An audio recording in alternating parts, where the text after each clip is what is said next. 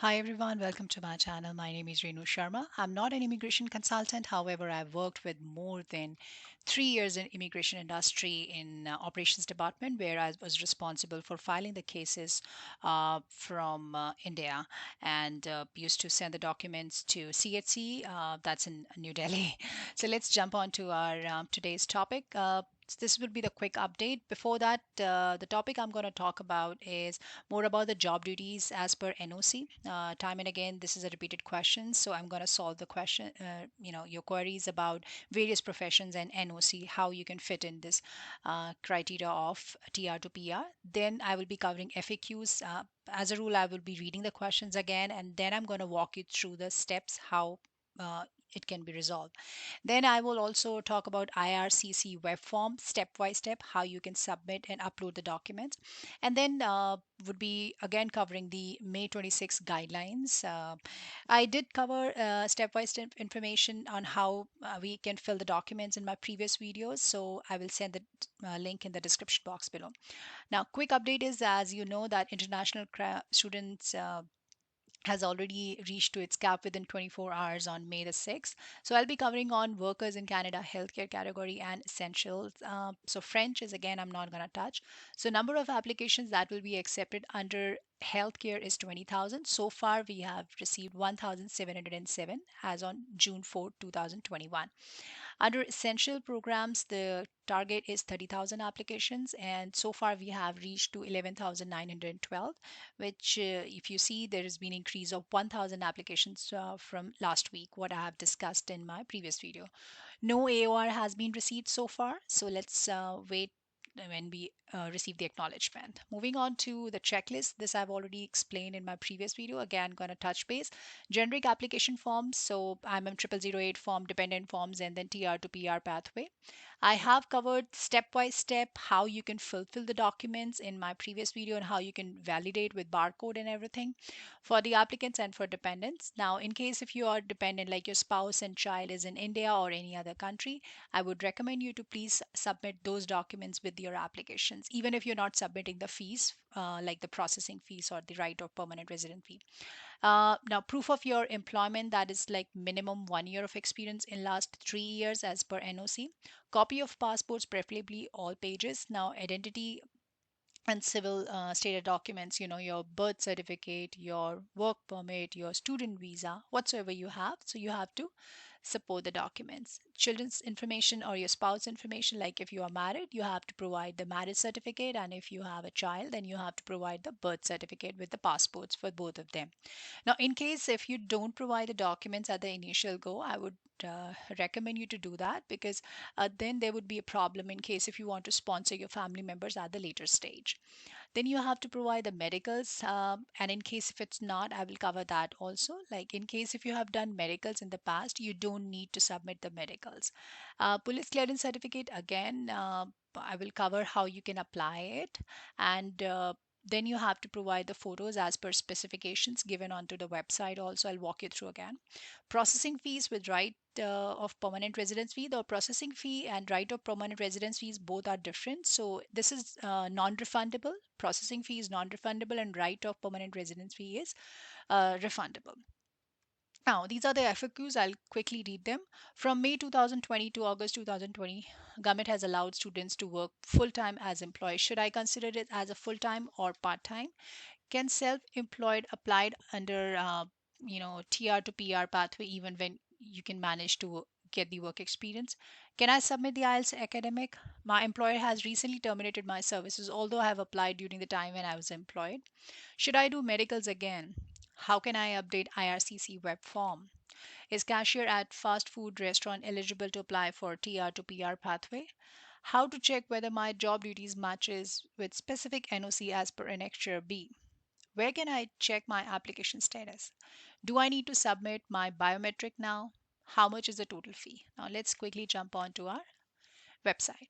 Now, first and foremost, you need to check whether you are eligible or not. So I've quickly covered it. Temporary residence, find out if you can apply for permanent residence. As you know, for international graduates, it's all filled. So it will be covering for essential and non-essential.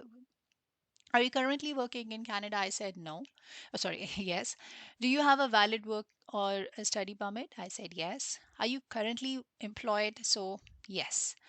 Do you plan to live outside of Quebec? Yes. Now, in this question, a lot of people had confusion whether if you are not employed, during the time of applications or it's been terminated. So I'll cover that too.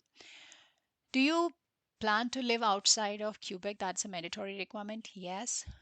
Do you have at least 1 year of work experience, at least 1,560 hours in the past 3 years in an eligible healthcare occupation? So I'll be choosing for essential occupation. So I clicked on no. In case if you are in healthcare industry, you have to put yes here. Do you have a total of at least 1 year of work experience in the past 3 years working in an eligible essential occupation or in a combination of eligible essential occupation and in an eligible healthcare occupation? That means the combination of stream A and stream B. So this is stream A and this is stream B. So if you have worked in healthcare at the same time for essential occupations, that is considered to be valid. So you click yes. Did you graduate from an eligible program or at a designated learning institution? That's a mandatory requirement. On or after January 1st, 2017, I said yes. Have you taken an approved language test to assess your English or French skills? If the test results will be more than 2 years old when you apply, select no. So the validity for English test, it could be CELPIP or IELTS. Both are valid. So you need to click on yes, and it has to be journal, not academic. So the validity is for 2 years, and under this category for essential workers or for healthcare, the eligibility for English is CLB 4. However, it was CLB 5 under international graduates. So I chose level 4. And was your language test in English or French? I chose English. When you click on French, it will give you another option to put the score there. So I clicked on continue, and that's how I reached to this page. Now, workers in Canada, essential non-healthcare, number of applications that will be accepted 30,000, and number of applications that have been submitted 11,933. That's a quick update as on June 4th. Now, after that, you have to create an account. I'll provide the links for all these in description box below, so you will not have a problem. So you create an account, put your email address and your password, and then create an account. You have to fulfill certain question. Again, I have covered this from step 1 to end, so I'll put the link in the description box for that video, like how you can fulfill from stage 1 to validation. After that, these are the documents you have to put. So these are the journal application form for Canada, and I explained again how you can fill it step by step. Schedule A 5669, and this is again, these are the documents you have to submit. And if you see here, in case if you have any dependent more than 5, like if you have kids more than 5, you have to pull the put the information in this. And in case if you are using any representative like a consultant, you have to put the information here. This is for temporary resident to permanent resident pathway. So this is like 0130 form. This is again mandatory, you have to fulfill. And after filling the forms, so make sure you have first you have to download it on Adobe Reader. Make sure you, when you download it, you save it on your computer where you have an access to with a name you can remember, and then you have to fill out the forms on your computer instead of by hand. So it's like a paper electronic. Schedule 3 must be filled on your computer itself. Then fill out, print, sign, so like and date your application forms, except for the journal application form for Canada. Now, in case if you're not able to sign, it says that click the validate, like it's a barcode form. So you make sure you validate it and submit all the pages. Click the validate button at the top or bottom of the form. Now you must always click the validate button, and sometimes it's not allowing you to sign it, so still you have to validate the button on 2D barcode forms. So if you provided all the information, a new page will appear with the new barcode. Now, in case if any column is left unattended or you've not filled it up, you have to put NA, that is not applicable. And then it says important. So these are the instructions you have to follow. Do not print the 2D form barcode form, and do not use the signature panel button at the top of the applications. Now you have to save it on your computer and just remember that where exactly it is. And then this is like your electronic signature. So enter your name and answer a security question, and that would be the electronic signature. Then the next question was that how I can submit for the biometrics. So Again, if you are between 14 to 79 years of age, you need to give your fingerprints and photo. Now, for those who have already gone through biometric during the time when they applied for student visa or work permit, they don't need to apply for biometric again. Uh, so this would be how you can pay the fees.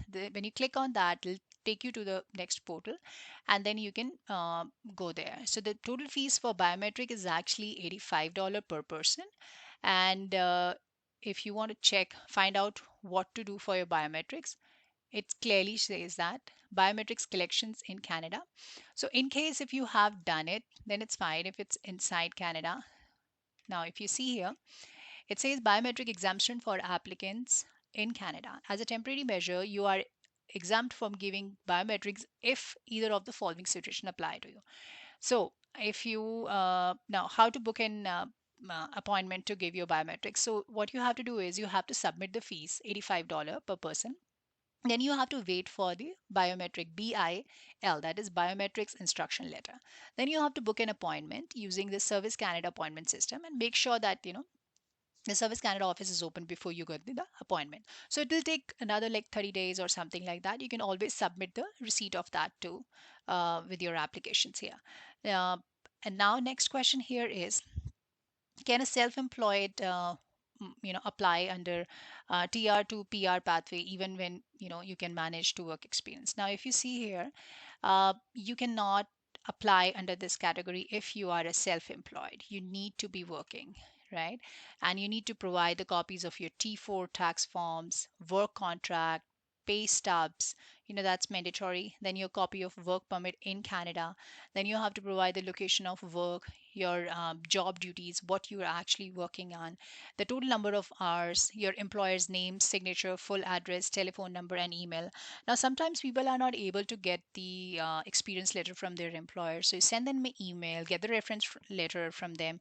And even if your supervisor is or employer is not issuing you the letter, at least you have the documentation that you have tried it. So just send the letter with your work experience letter. So all you have to do is you have to make sure that you fulfill all the requirement.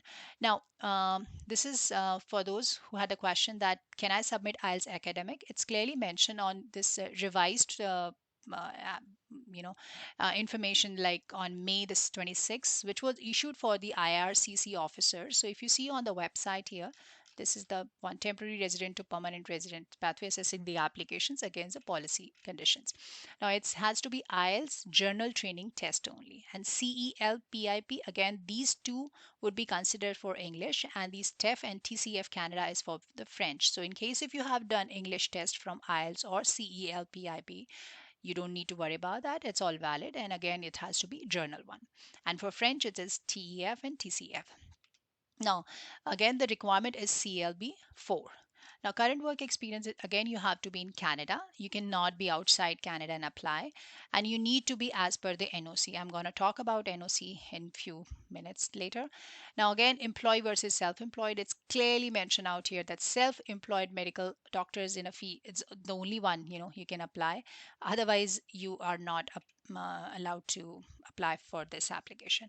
And then your qualifying work experience here, see, workers in Canada. So the total work experience must be equivalent to 1 year of full-time experience. Now, if you have, now during the time of COVID, government has actually allowed students to work full-time.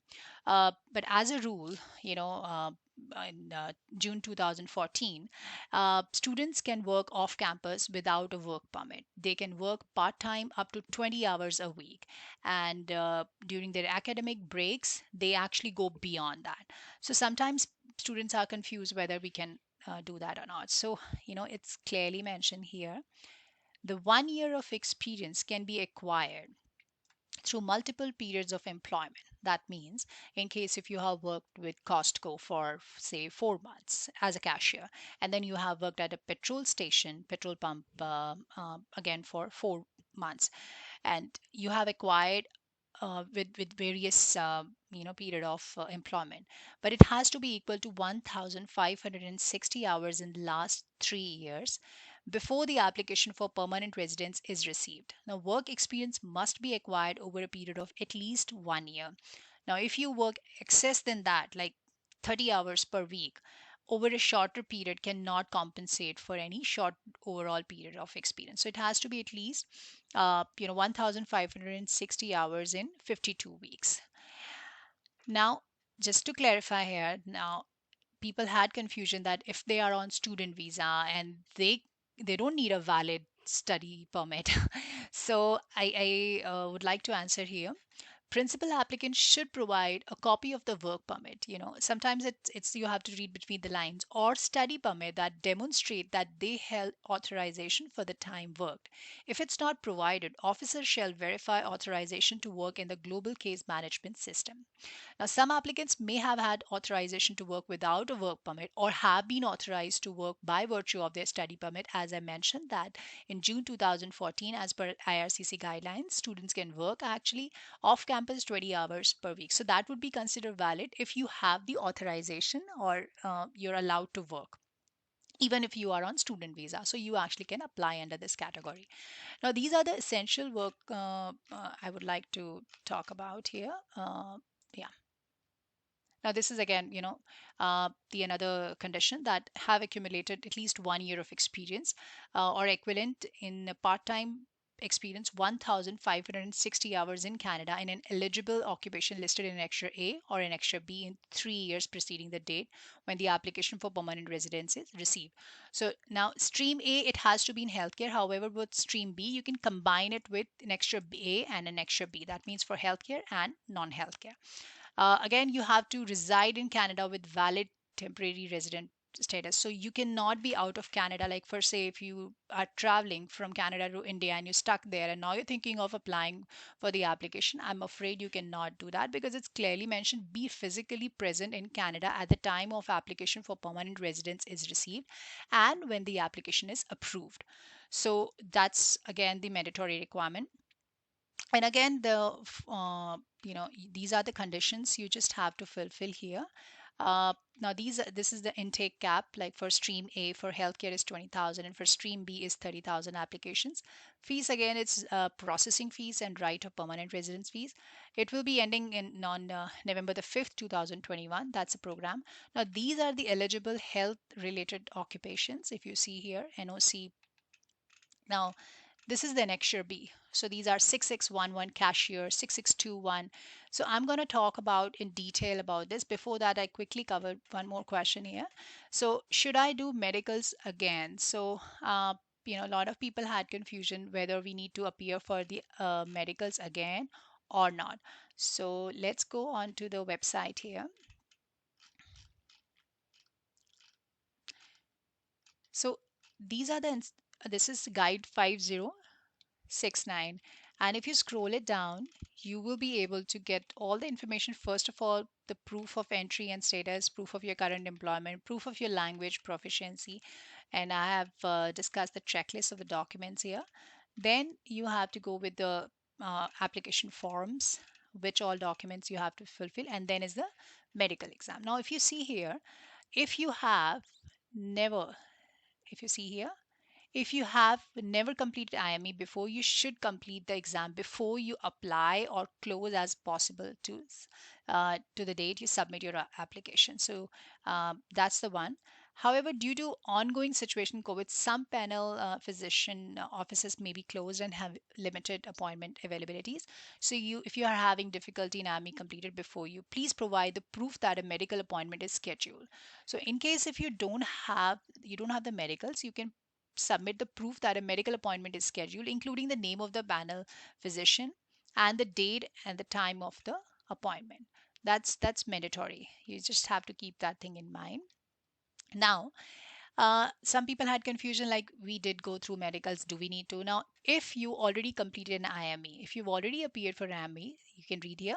If you've already completed an IME as part of the previous applications, you may not need to complete another one when you apply for permanent residence. However, you have to submit the information, the printout form, and then IMM 1017B upfront medical report form. So you have to provide the supporting documents.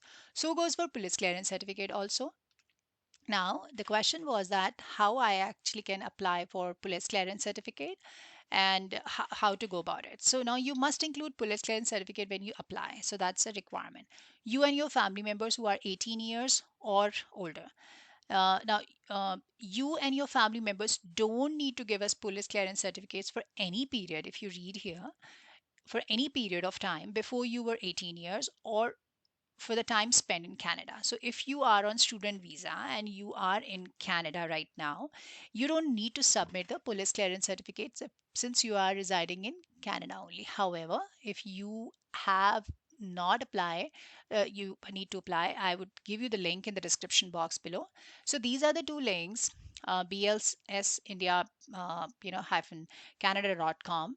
So you have to go on to this link page, and then you can apply for police clearance certificate. Also on this passport seva at Indian embassies and consulates, so you have to consult the Indian embassy. So you can click on register over here and then put the information in here to apply for the police clearance certificate. Okay. So now next, moving on to the next question here, where can I check the application status? So when you submit your application, you need to wait for your approval. Like you have to wait for the file number. So it will be sent to you, and that's how you just have to wait for the application number or the acknowledgement of receipt. Now let's move on to NOCs. Now this is a very tricky question. A lot of people had confusion. Now, if you're working in a fast food chain, so whether you're working as a cashier, will that be considered a part of a valid profession here or not? So if you see here, the NOC 6611, a lot of people actually are clashing or conflicting it with 6711. So I'll cover the 661 first. Now, under this category, if you see 6611 is a cashier, so these are the responsibilities you need to perform. Now, you cannot do exactly what it's mentioned here, but 90% of your job responsibility should be replica of what it says, that you establish or identify price of goods. For say, I would say the close example over here would be like if you are working as a cashier in Costco or in Amazon. So these are the things you are actually doing: wrap or place merchandise in bags. So in Amazon, you actually do that, provide information to customers, assist sports spectators or theater patrons. So you actually can go through it minutely, and you'll see that these are the employment requirements, right? So in case if you fulfill that, definitely you are going to consider it into this category. Now, if let's go there with the NOC 6711. Now, a lot of people had confusion whether we qualified under this. Now, as per my understanding, if you see here, if I'm working at A&W or maybe Burger King, food counter attendants, kitchen helpers, and related support occupations. So these are the job responsibilities closer to my profession, which I'm afraid you will not be eligible to apply under this category. Now let's move on to another knock, that is 6621. So if I'm working actually as a service station attendant, like in superstore, gas station, or Costco gas station. So these are the responsibilities basically I'll be doing, like such.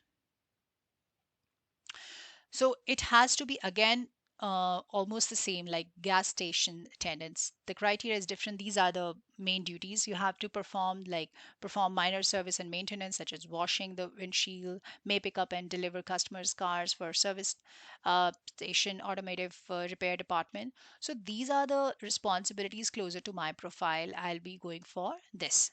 Now let's move on to another NOC, that is like 9617. So this is again an eligible occupation that will be considered valid. Now, if you're working as a laborers in food and beverage processing, so for say, you are responsible for transporting raw materials, finished products, and packaging materials throughout the plant and warehouse. Now, if you see that we have an online service like our pickup service at superstores, so this profile would be closer to uh, 9617. Or if you're working in save on foods, like at the back on where you are actually checking the products and packaging for basic quality defects, so that profile would be considered valid under this NOC. Now, these are for the police clearance certificate, and I have covered the question here again. So these are the eligible health related occupations. So nursing coordinators and supervisor, registered nurses and registered psychiatric nurses. So if you go through it, they have all the NOCs listed in Annexure A, and this is Annexure B. So these is cashiers, service station attendants, store shelf stockers, clerks and order fillers, other sales related occupations like sales representative, or if you're working as a customer's care representative also over the phone, that would be considered valid. Then these are again iron workers, welders, plumbers, gas fitters, carpenters. So these all are considered to be part of this profession, and they are all valid, and it's mentioned onto the website, and you have to just go through it and then see through it. Now, next question over here, I would like to quickly read through. What if my employer has recently terminated my services, although I have applied during the time when I was employed? Now, if you see the guidelines, it clearly states that you need to be working at the time when you're actually going for the application, right? So now let's read this. Workers in Canada. The work experience must be equivalent to at least 1 year of full time work experience must have acquired in the last 3 years preceding the date when the application for permanent residence is received. The applicant must have been authorized to work in Canada. The work must have occurred in Canada. It's not like you work outside Canada. And again, it has to be per annexure A and B. It has to be properly as per paid wages. So you have to provide the supporting documents like your pay stubs, your employment letter, your experience letter, whatsoever you can actually support. So even if you are falling short with any of the document, I will walk you through how you can submit it through IRCC web form. And so the applicant must not have been self employed. It's clearly mentioned here, unless they were working as a medical doctor in a fee for service arrangement with a health authority, right? And this I've already covered. Now, in case if you are on vacation, like mat leave or maybe traveling for 2 weeks, you will be considered as a part of employment because that's a part of your employment only. So, while officers will account for a reasonable period of vacation time in calculating the period of qualifying work experience in Canada, each application is considered on its own merits with a final decision based on a review of all the information available to the officer at the time of a decision. So as I mentioned in my previous videos also, I was working with immigration industry and I used to deal with thousands of cases. Majority of the time applications were getting declined because of lack of documentation. Even if you have if you're falling short of one document, it depends upon the visa officer. When he's assessing the documents, the case has to be crystal clear. There should not be any gap like for last 10 years while you're filling up the form. Make sure you put each and every information. Now, for some reason, if you are falling short of a document during the time when you're applying because there was so much of pressure, so this is IRCC web form. So it should not be really crucial document like your IELTS and everything. You cannot submit at this point of time. IELTS is mandatory, so you have to fulfill that. However, for say if you applied for police clearance certificate, right, and you've got the copy of original document, so now you have to submit and update it. So you have to go on to IRCC web form. I'll send the link in the description box below. Scroll down the page and go on this category. So you have to choose permanent residence applied online. Automatically, when you select here, it'll say permanent residence applied online express entry. Scroll down the page on your inquiry, you have to put the passport number, and then you have to put your family name, given name. Now make sure this has to be the same information what you have filled during the time of submitting your application. There should not be conflict with that. Then put your email address, your date of birth, your country of birth, then client ID number, that is UCI number. If you have this, put that information. Application number, so you don't have to fill anything over here because you've not received AOR yet. Then is a telephone number, your mobile number, inquirer, then applicant, and then you again. And then scroll down the page, click on agree, and then click on next.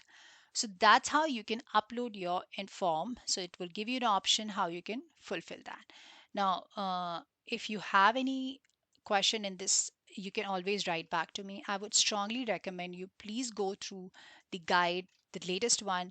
Again, it has all the information how you can fulfill the document, the police clearance certificates, medicals and everything. So it's always there. You cannot check the where, like the question is where can I check the application status. You cannot check it right now since AOR has not been issued. So you need to wait for that. And I hope I have been able to cover all the questions related to your queries.